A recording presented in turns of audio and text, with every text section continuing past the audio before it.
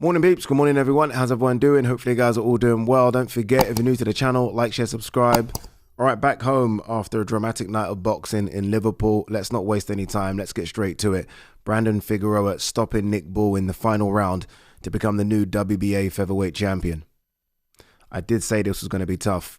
I said there could be an upset. I know some people don't even look at this as an upset because a lot of people had Brandon Figueroa as a favorite going into this. I didn't. I had Nick Bull as a favorite. I look at the work Nick Bull's done recently and it's been really good, even though his performance against Sam Goodman was a drop off from what we've normally seen.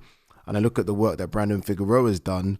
I thought he looked flat a bit against Joey Gonzalez. I thought he could have lost that fight, but he has added Manny Robles to his camp. He added Manny Robles last time out, and it does take a while to get in sync with a trainer like Manny Robles, and he's certainly in sync. But I did have Nick Bull as a favorite, but I did know, and I did say this was going to be tough. I've watched Brandon Figueroa for years, and he has collected a lot of heads. He has. He's beaten a lot of good people. And again, the only defeats are to Stephen Fulton. And the first fight against Stephen Fulton was very, very, very close. Honestly, it really was. The second one, maybe not so. I think Fulton just looked a lot bigger and stronger at featherweight. But at super bantam, that was a tough fight for Fulton. He was just very good last night. He was very, very good. One thing was clear from the very first round, and that was that he was pushing Nick Bull back, and he already started to get into the rhythm of his pace. You look at Figueroa, and we had the stats after every round in terms of the punch output, and I think only in one round, maybe two, did Nick Bull throw more punches. That basically said that this guy was outworking Nick Bull every single round, again, apart from 1 or 2 rounds. He was pushing Nick Bull back, and we're used to seeing Nick Bull, although Nick Bull might be small in height, obviously very, very powerful, we're used to seeing him push fighters back, at least in the second half, right? I mean, most people will kind of try to push him back in the first half of a fight, and then Nick Bull's strength just comes on good, and his cardio is very, very good, and he starts to kind of bully you back. Kind of like what he did to Sam Goodman. Sam Goodman in that fight, very, very well, pushing Nick Bull back. Round 8, Nick Bull started to turn it around and started to really sort of be on the front foot. We didn't see this at all. I mean, Figueroa had him on the ropes and he was just going away. And although a lot of those punches weren't big punches, they sap it out of you. Like, he was going to the body a lot of Nick Bull. He was slowing those legs down a lot, almost chopping that tree down constantly. And then, where you thought he was going for the body, disguised it with that beautiful left hook. I mean, we've seen that a lot, right? Canelo has kind of made that hook famous in recent years, where you think it's going to the body, then it goes up top and you just don't see it. You don't see it. You're tired. Your legs are shot because he's been chopping at your body, and he's been sapping your energy because he's on you constantly like a rash. I mean, he's got a style that's very, very difficult to beat. And there's obviously got a good chin as well, because Nick Bull did snap his head back a few times, but I mean, he was constantly on Nick Bull's chest. And as I say, I mean, it's one thing when you're fighting at the pace you want. When someone's making you fight at the pace they want, then you have a problem. And Nick Bull was never really able to kind of get a grip of that fight and push Figueroa back and start bullying him. Nick Bull was doing some good work on the back foot. Really good work on the back foot. Some good counter shots. But they weren't that kind of... You know, Nick Bull normally throws a burst of combinations. We didn't see it enough. And those single shots aren't enough to keep Brandon Figueroa off. They're just not. And he doesn't have that. He's got good power, Nick Bull, right? Very good power. But what's he got? Like a 55-60% KO record, which is very good for a featherweight. But he doesn't have that one hit quitter to really keep Figueroa off. But Figueroa is always going to be there in the pocket because he thinks, I can take your power, but I need to kind of get off mine. And he kept on doing it. Honestly, kept on doing it. And it's not that he needed a knockout either, by the way. The scorecards, we were shown the scorecards after, and 2 of the judges had Figueroa up. I think one had Nick Bull up by 4 or 5 rounds, which was a bit wild, I thought. But quite difficult fight to score. Like, obviously I was there ringside, and I was like, I think after 10, I said that Nick Bull may be up by 1. But again, very difficult to score. What do you like? Do you like Figueroa, who's constant pressure but not really landing much? Or do you like the kind of flashy kind of shots of Nick Bull? And I was going for the flashiest shots of Nick Bull, where in hindsight, I maybe should have given a bit more appreciation to what Figueroa was doing, because again, he was sapping the energy of Nick Bull. He was fighting the way he wanted to fight. Like he literally, again, got into his rhythm and he started to really pick it up. I think it was round 8 or 9 when Nick Bull had a good round, where Nick Bull outlanded Figueroa. He went back to the corner and Manny Robles gave him a riot act. Because sometimes you can get these trainers, that, they do this and do that. Sometimes you just need to tell someone, look, dude, you're fucking away from home. Do you want this or not? Very basic. Sometimes fighters need to hear that. Figueroa got up and that was maybe his best round. I think it was like round 9 or 10 where he really just unloaded everything. Like literally, he went to the well a few times in that round because he had a good start to it. If I remember rightly, he had a good start. And I was sitting next to someone and then Nick Bull had a very good 30 seconds and that guy said, oh, Nick Bull might have stalled around. And then Figueroa went again. It's almost as though, okay, I need to do this. I'm away from home. And I was saying to Dev, who was next to me, I was like, compare this to Bakram. Like Bakram against Josh Kelly, obviously Josh is a better mover than Nick, but Bakram didn't fight like he was away from home. And look, that shouldn't count, right? You should have 3 neutral judges, but it's difficult when the crowd scream at everything you throw. You've got to say into your mind, I've got to win this fucking round. And I felt like Bakram didn't do that a couple of weeks ago, whereas Brandon Figueroa did it. He did it. And that shot at the end was wonderful. And then, he's a finisher. He's a finisher. Not everyone can finish, Some people, I think we saw that, and I'm going to get to Alejandro Gonzalez and Andrew Kane. Not everyone knows how to finish like that. He knew Nick Bull was hurt, and it's like, okay, this is it. And this is a guy that's been a world champion. That's the difference. He's been a world champion. He's been fighting. He's from boxing stock, right? I mean, if you know about Figueroa, you know about his dad. This guy knows what to do.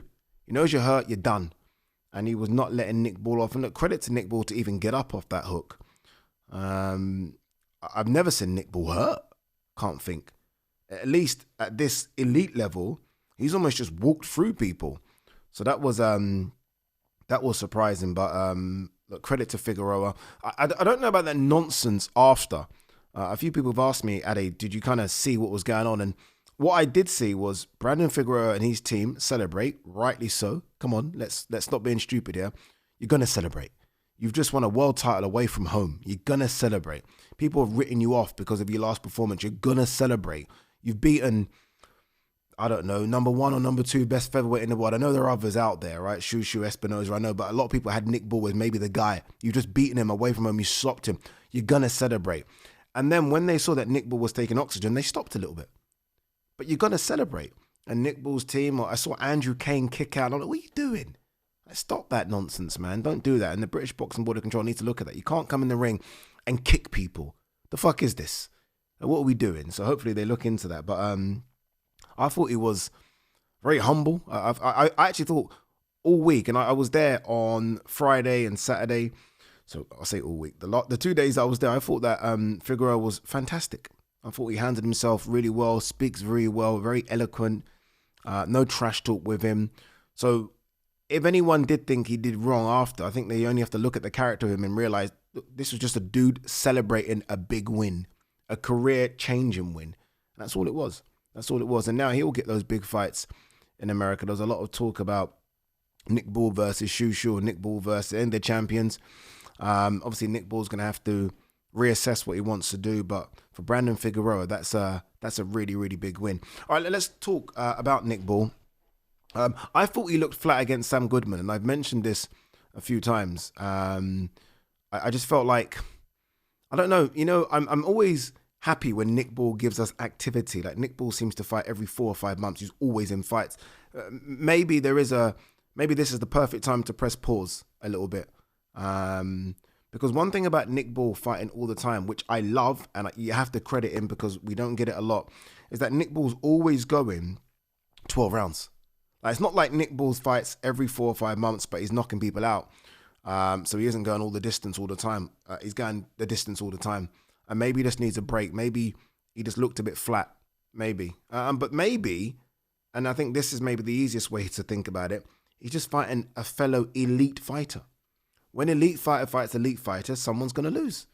I have no issue in this. I think sometimes we make too much of it, or make too much of a thing about it. Brandon Figueroa was ranked, I think we did the Ring Magazine featherweight rankings before the show. He was ranked number 7. Nick Ball was ranked number 3. Number 7's fighting number 3. It's close. Do you know what I mean? 1 to 15 in the featherweight division is fucking full of killers. So if you're fighting number 7, it's going to be a tough fight. So maybe it's just that. Maybe it's a case of, okay, I just got beat on the night by a better guy. Maybe they meet down the line again. So I don't think it needs a whole reassessment of things. People always talk about, every time someone loses, when they're not thought of as, or at least you don't think they're going to lose going in, it's almost like a whole fucking reset button. No. Just pause. Just pause. Take a break.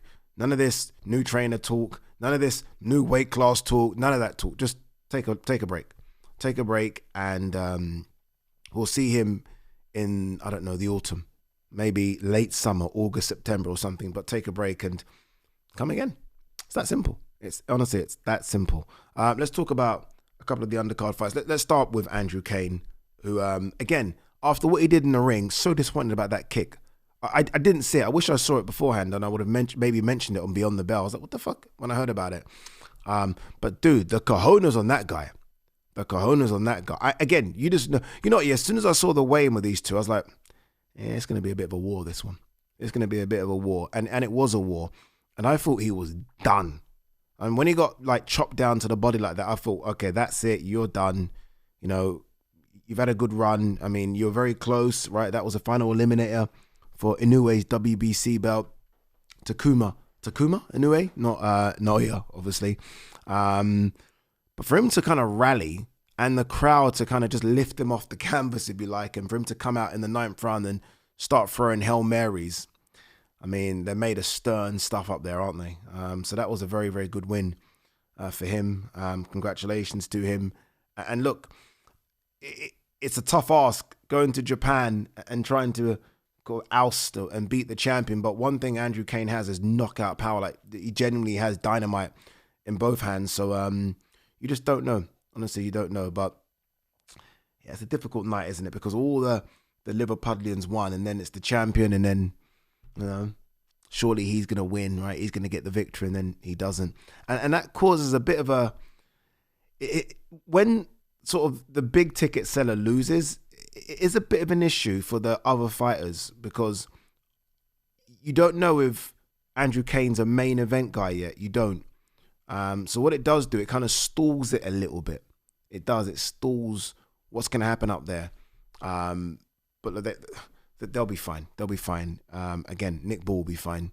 And I, as much as I say, pause, Nick Ball will probably want to be out a lot sooner rather than later. It is what it is. But again, credit to Brandon Figueroa. Honestly, big credit. That's an incredible performance away from home. And it shows. I mean, recently we've had a fighter go away from home, Dalton Smith, and beat Subriel Matias. It is what it is. It's a ring. Once you're in the ring, I guess it doesn't matter if you're home or away. You just box. And he's a very, very good boxer. All right, Ishmael Davis calls for rematch with new IBF 154-pound champion Josh Kelly. Look, if he gets past Bilal Fawaz, maybe. But if you're Josh Kelly, you're thinking, I'm a world champion now. Although Ishmael's British and Commonwealth, I'm a world champion. And there are many, many big fights in the 154-pound division. Many. So look, Ishmael will be in a queue, but he'll be sort of back of that queue. Fabio Wardley, Daniel Dubois, that's a separate video. We're gonna discuss that one, boy, because that's a crazy fight if that happens. Crazy. What else do we have? All right, I think that is kind of that. Yeah, that is kind of that. All right, guys, girls, thank you very much, and we'll see you in the next one. Peace.